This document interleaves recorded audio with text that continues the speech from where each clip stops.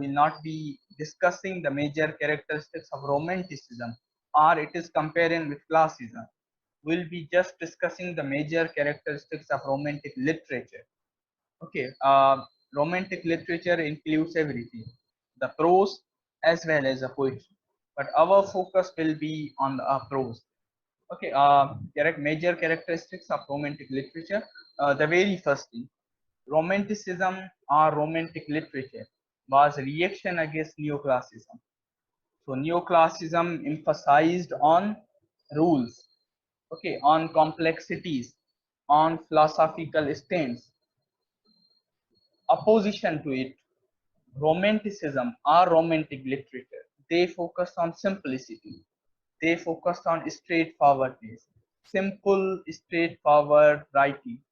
Okay, without use of difficult words, without use of complex sentences, a simple language, straightforward diction. That was a very basic characteristic of romantic literature that you'll witness there in romantic poetry, in the poetry of Wordsworth and Coleridge and then the other writers, that you'll witness in romantic prose as well. The prose and poetry both. Okay, the poetry as well as prose. Uh, okay, I'll be addressing your question at the end of the lecture. Okay, so that poetry as well as prose, we can see that simplicity, that straightforwardness in literature, uh, in use of simple language, as Wordsworth says in his preface to lyrical ballads. The lyrical ballads were published in 1798 by Coleridge and Wordsworth. There was a preface to lyrical ballads. That preface, in a way, justified that why Wordsworth and Coleridge are writing poems which are in contrast to the age, which are in contrast to the rules of that age. So that justified the stance, the writing of Wordsworth and Coleridge, that preface of that lyrical ballads. So lyrical ballads is something else. Preface to lyrical ballads is a preface of those ballads that is in prose form. Okay, so Wordsworth says, real language of common men in a state of vivid sensation. Romanticism focuses on the romantic master in our English literature is Wordsworth. Quoting him, he says, real language of common men. So romantic literature focuses on a language that is a language of a common man. Everyone can understand. Okay, a common man can understand the language of that literature. It focused on inclusion of excessive feelings and imaginations in literature. As we saw that in 18th century, the classical masters, the neoclassical masters, okay, they do not focus, they do not want the feelings and emotions and then the subjectivity and personality in literature. Their emphasis is on the scientific spirit. Their emphasis is on the objectivity in literature. Okay, in contrast to that, romantic literature focuses on the feelings and emotions and then imaginations, inclusion of these things in literature. Okay, that you are aware of, I guess. Okay, and then the emphasis on poetry rather than prose. Romantic writers, romantic literature. Okay, we see more poetry, less prose. Poetry is a dominating characteristic genre of this romantic literature, or generally the romanticism as a movement that aids to poetry, not prose. Okay, we'll be discussing that later on in detail as well. Okay, another factor is willing suspension of disbelief. Okay, the word, the phrase willing suspension of disbelief was in a way, willing suspension of disbelief was derived by Coleridge there. Okay, by this he means to say that while writing a literature, one must willingly suspend his beliefs, willingly suspend his beliefs. Okay, he must write things which are impossible, which are not real, which are imaginary. When we suspend our beliefs, when we suspend our capability of thinking, that is only when we'll be able to produce a good literature. If I write something by my mind, by my intellect, by my belief, by through my senses, that will result in literature that will be artificial. The natural literature will be when I write something that comes in my mind. It is imaginary, it is full of emotions, it is unreal, it is impossible, it is supernatural, no matter. But that is a pure literature when I suspend my beliefs, when I suspend my thinking capability. So that was a major characteristic of romantic literature as well. While writing something, people ignored their mind, people ignored their thinking capacity, people ignored the science and then the natural physical rules there while writing something. That is one of characteristic of romantic literature. Coleridge calls it willing suspension of disbelief. Okay, and then no essential difference.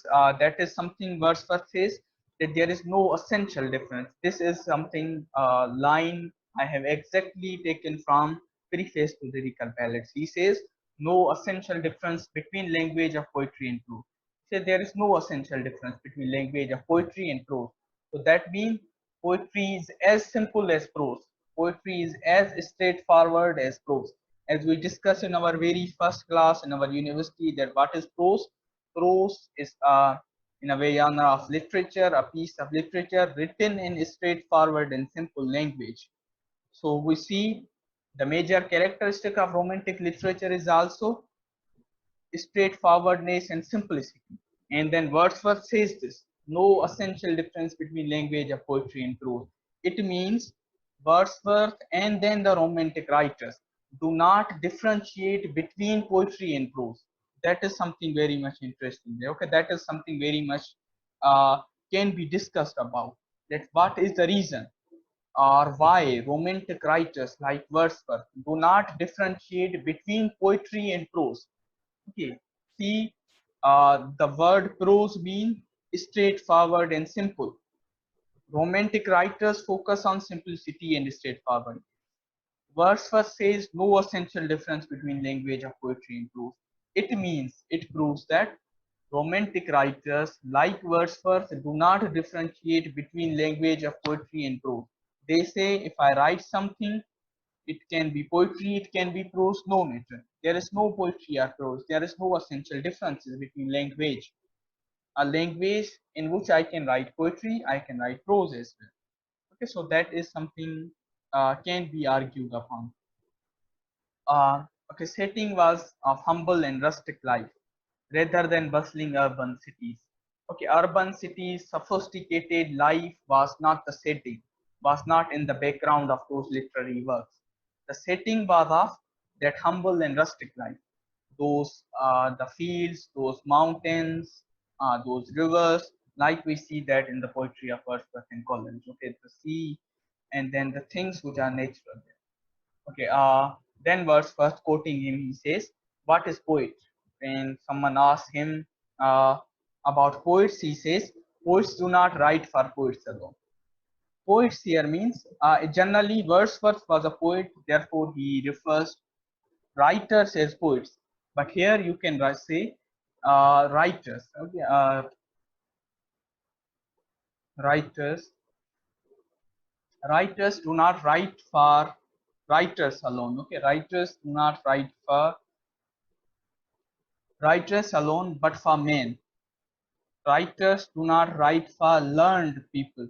They do not write for particular class of people, but they write for entire community. They write for entire society. They write for all. So that is the reason they must write in simple language, because everyone in common public, everyone in society is not learned, is not philosopher, is not intellectual. We all are common men. We must write for common men. A poet, a writer must write for common men. He must express himself as other men expresses themselves. So there is no difference between common man and poet. What we saw there, a common man and writer. What we saw there in classical age, the common man cannot be writer. A writer can only be philosopher. A philosopher can only be writer. A man who is learned. A man who knows the rules of meter and rhythm and rhyme and then the grammar and then the prosody can only write literature. A common man cannot write literature. Even the literature which was written was for a particular class of people that were learned and intellectual. But opposed to it, in romantic period, in romantic literature, we find a literature that is for common man, written by common men. He says a writer must express himself as other men expresses themselves. Other common men are expressing themselves, they are saying things, they are speaking to one another. Similarly, in same diction, in same language, a writer must write. So there is no difference, or there is little difference between a writer and a common man, a poet and a common man.